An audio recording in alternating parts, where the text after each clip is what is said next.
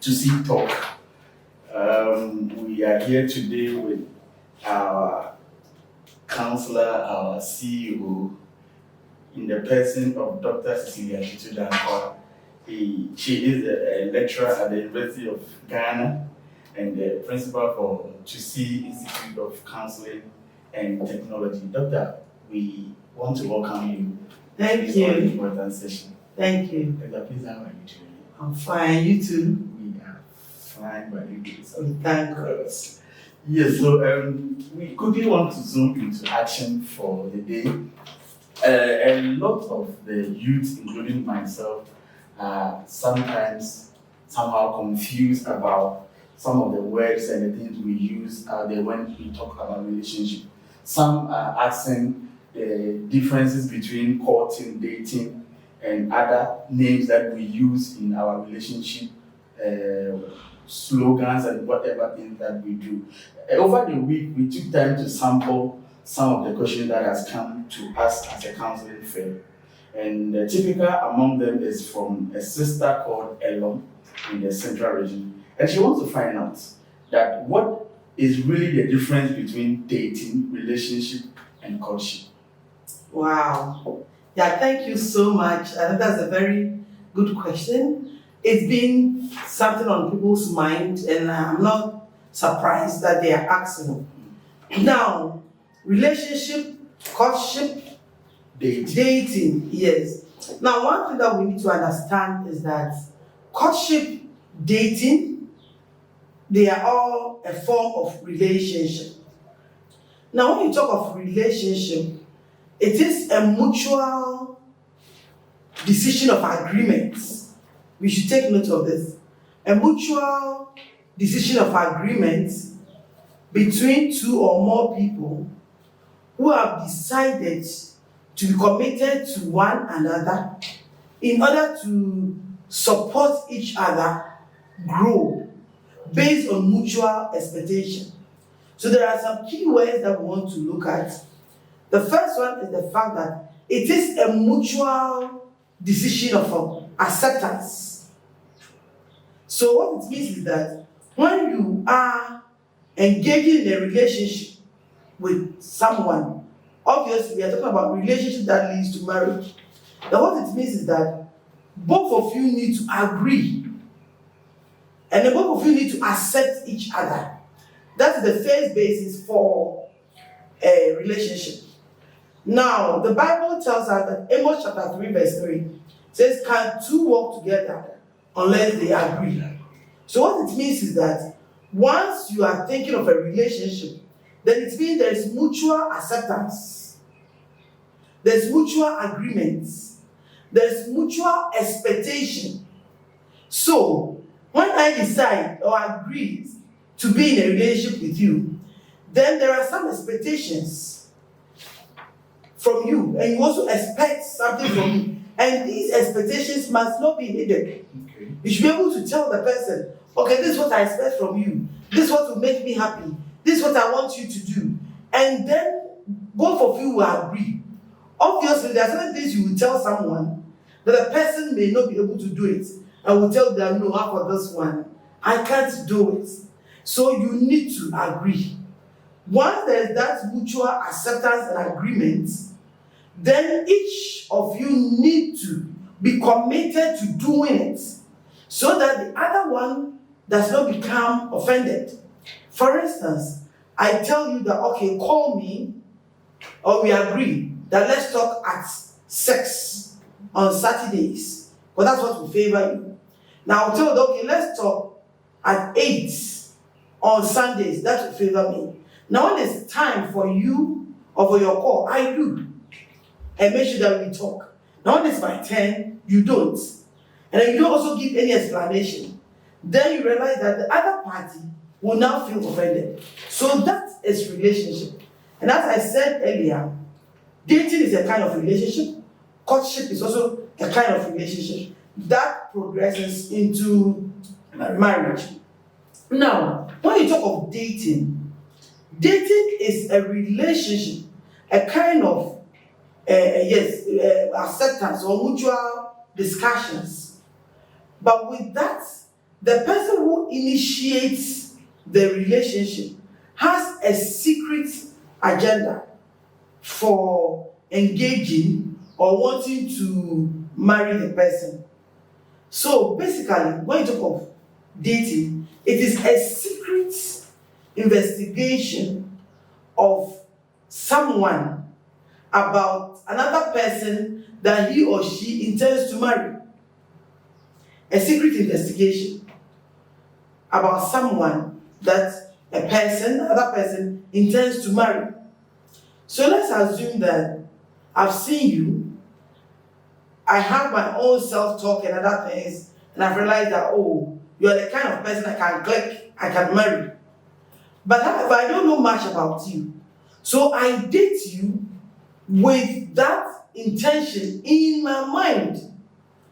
So what it means that if you are dating someone, you don't go telling the person, oh, I want to date you. Oh, I want to date you. No.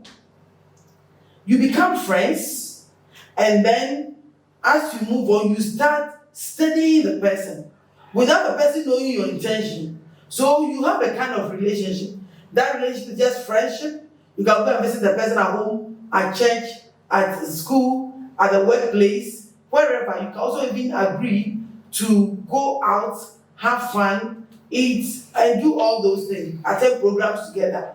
And in doing all this, your intention is to study the suitability of the person as a married individual. Now, the mistake that people do, or most people do, is that the very day they meet the person, let's assume they establish friendship, then they propose. You don't need to propose before you date. You date before you propose.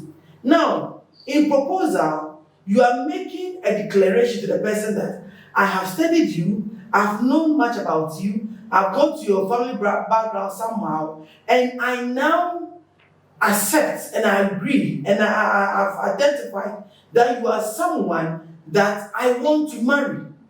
So that's what becomes proposal. So people do it wrong when they look at a person first day or the first time and then they propose to you. Once you propose to the person, it assumes that you have studied the person. Meanwhile, you didn't do that study. So you go and propose. And then now after proposal, you date. It is wrong. Okay. I hope you get it, friend. Yes. So you need to date the person before you propose. And then once you propose and the person accepts your proposal, then the person goes to tell the parents. And then in the Ghanaian culture, we have what we call the knocking. Yes. When you go and do the knocking is just 2 or 3 families from the lady's side and then from the gentleman's side. You go and see them and announce the man's intention to marry the lady to the lady's family. And when they accept, and they say, oh, okay, now we give you the go ahead, you can marry our daughter. And then they give you the lists. At that moment, that's where courtship starts. So courtship is the period where proposal has been accepted, after proposal has been accepted, and then you've seen parents of both sides, and they've also accepted, and now you are preparing towards the marriage ceremony. That period is the courtship. So that's where you move together. That's where, you buy things together. Some even decide to wear same clothing, announcing that, hey, the rest of the world should watch out. We have found ourselves. Our parents have agreed. So no one should come to this person again. And you see, usually people ask, so can I date more than one person? Yes. If you know what dating is, and you know that it's a secret assessment of someone you intend to marry, without you doing wrongly by proposing first, then you can date as many people as you want. But you are doing your secret investigation. So you can date 2, 3, doing your secret investigation. You have not made any commitment to any of them by proposing. You have not made any commitments by sleeping with them. You have not made any bonding. So you are not bonded to any of them. It's a kind of relationship. And then you can now look through the best and then you approach that, oh, this one is the one that I really want to be with, then you go ahead to propose. Now, once you propose, all the others, you leave them. But if you don't read that, when you propose to about 4 of them before you date, that's when they start fighting. Because once you propose, you have limited the person. Because the person will not look elsewhere. The person may think that, oh, you are the one. Meanwhile, you are also doing the same thing with that other person. So you can do your dating well before you propose. Now, you cannot court more than one person. Except otherwise, in some religions and then some traditional setup, that you are allowed to marry more than one. You get it? But if you are, restricted by marrying one person, then after the knocking, you've got to tell the lady's parent that, now, every man shouldn't come again. I have come to ask this woman's hand in marriage. So the family accept the drinks, and whoever comes, they don't accept the person. So in that way, you cannot court 2 people. You can court 1 person at a time. Unless otherwise, you go back to break the contract.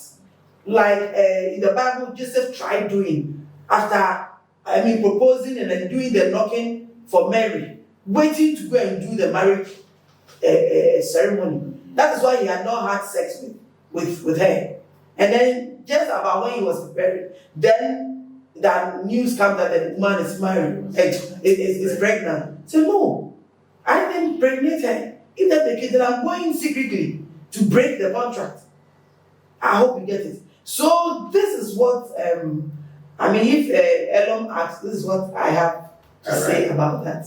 Okay, thank you very much, Doctor. A very quick one. Let's get to know. So if I introduce myself to a family and I'm interested in this woman to marry, how many months, how many years, how many days should it be?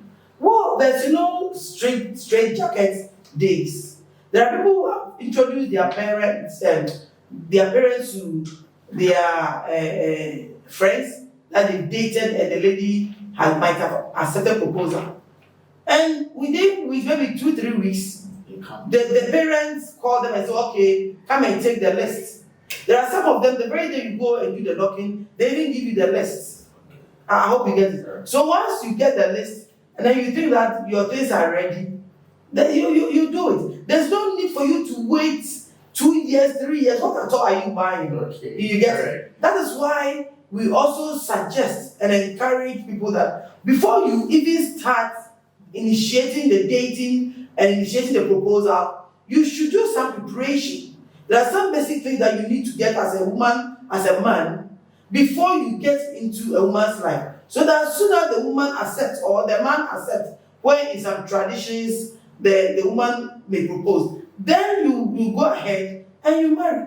So you hear people say we've dated for 4 years, we dated for 2 years. No, it doesn't gel. All right. Thank you very much, Doctor. There was this thing I wish you would hammer on it again.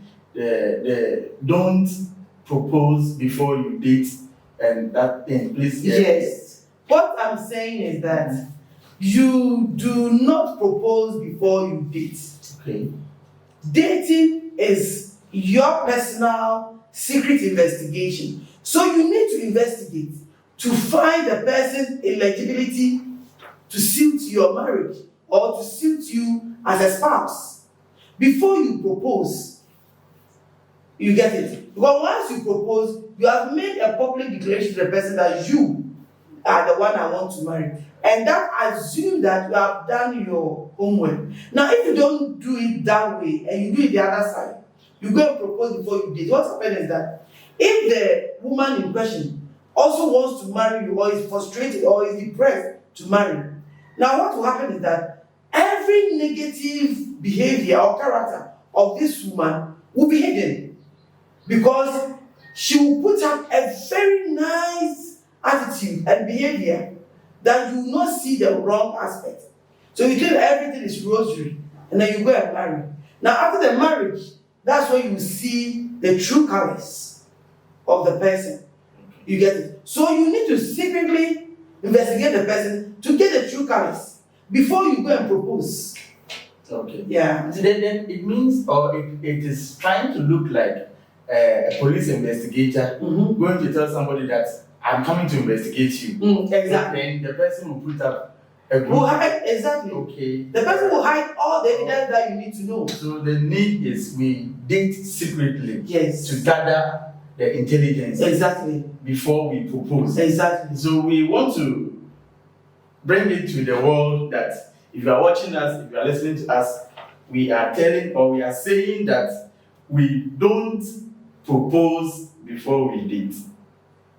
We date before we propose. Yeah. Thank you very much, Doctor. You're for welcome. coming. We've had a wonderful time. I hope our listeners and our viewers will enjoy the session. Yeah. We hope to see you again some other time. Thank you. Thank you very much, viewers. It's been a wonderful session with Dr. Cecilia Tutu-Danquah, the principal of TUCEE Institute of Counselling and Technology, who doubled as a lecturer at the University of Ghana, Legon. I am your host, Ato Anamo. Thank you.